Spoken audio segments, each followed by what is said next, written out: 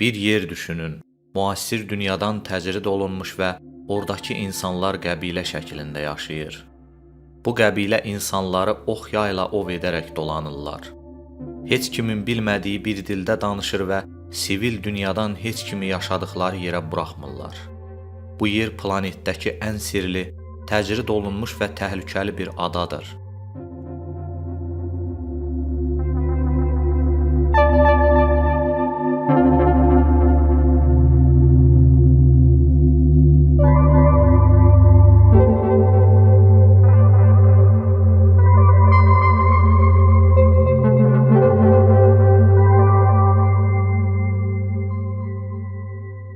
Bu ada müasir sivilizasiyadan uzaq bir adadır.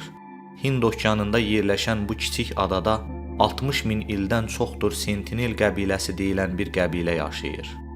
Onlar müasir dünyanın müdaxiləsini istəmirlər. Şimali Sentinel adasının əhalisi keçmişdə adaya getməyə çalışan insanların əksəriyyətinə şiddətli hücum etdilər.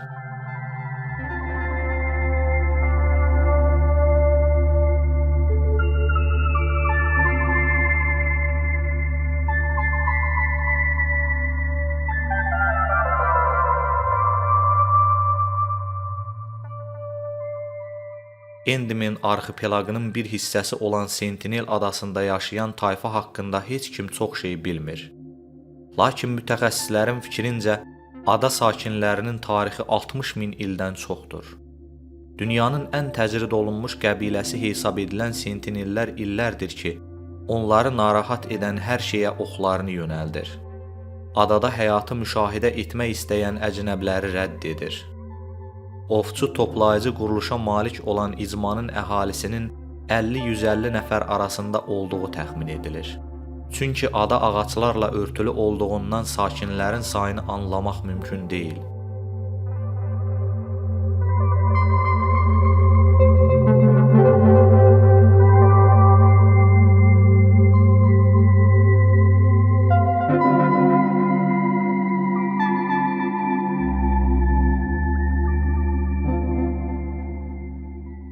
Əslində ada xalqının müasir dünya ilə sınağının başlanğıcı 19-cu əsrə təsadüf edir. 1867-ci ildə bölgədə quruya çıxan Hindistan ticarət gəmisindəki 86 sərnişin və 20 ekipaj üzvü sentinellərin aqressiv davranışından mətəl qalıb və kral donanması tərəfindən xilas edilənə qədər özlərini qəbilədən qorumağa çalışmalı olublar.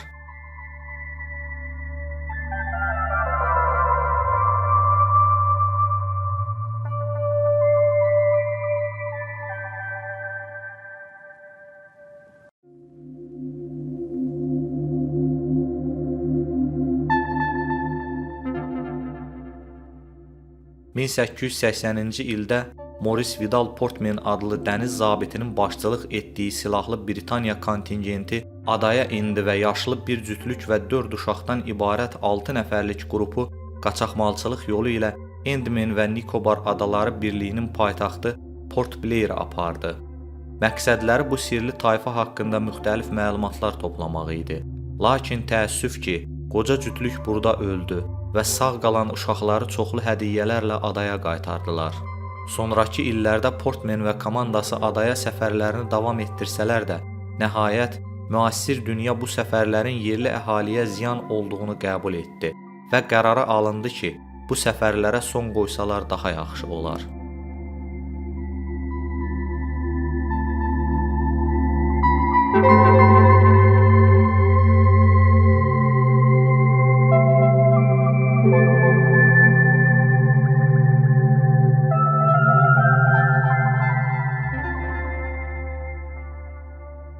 Təxminən 100 il sonra 1967-ci ildə Hindistanlı antropoloq Panditin rəhbərliyi ilə adaya çoxlu ekspedisiyalar edildi.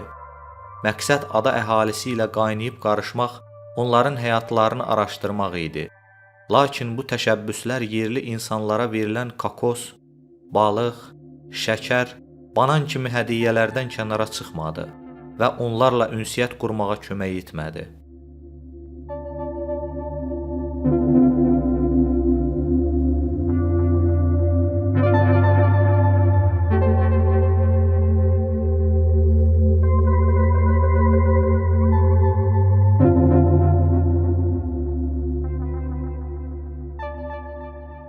1981-ci ildə ada yaxınlığında quruya çıxan yük gəmisinin ekipajı Sentinellərin qəzəbinə tuş gələn digər qrupdur. Onlar gəmidə xilas olmağı gözləyərkən fırtına səbəbindən gecikmə yarandıqda onlara hücum etməyə hazırlaşan yerliləri ancaq məşəl, balta və borularla qorxutmaqla xilas edə bilən ekipaj təxliyə edilib.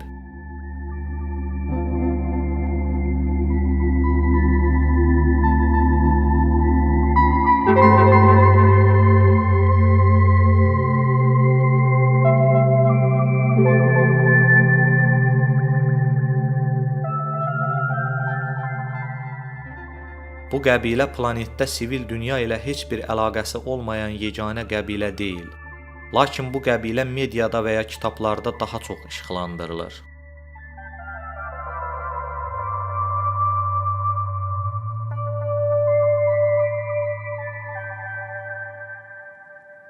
Şimali Sentinel adası təxminən 60 kvadrat kilometrdir. Adanın böyük hissəsinin cəngəllik, meşələrlə örtülü olduğunu nəzərə alsanız, bir çox tədqiqatçının ətraf mühitin öhdəsindən gələ bilmədiyi üçün niyə uzaqlaşdırıldığını görə bilərsiniz.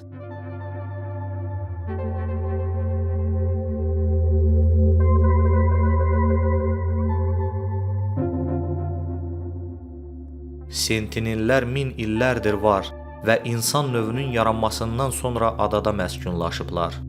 Tədqiqatçılar hesab edirlər ki, bu tayfa yer kürəsini gəzmiş ilk insanlara ən yaxın olan azsaylı qəbilələrdən biridir.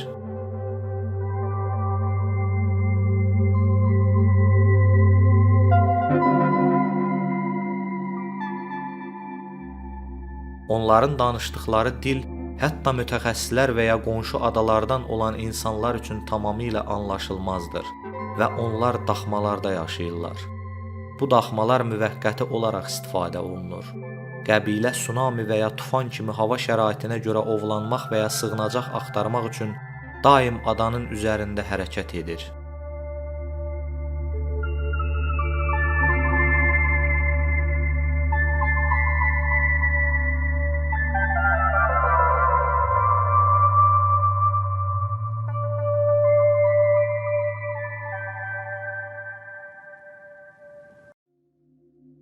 Hindistan hökuməti təhlükəsizlik məqsədi ilə adaya heç kimi buraxmır.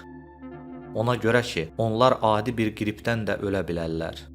Həm də ki, onlar adaya girmək istəyən insanlara oxlarını tuşlayırlar. Odur ki, adaya girmək həm təhlükəli, həm də qadağandır.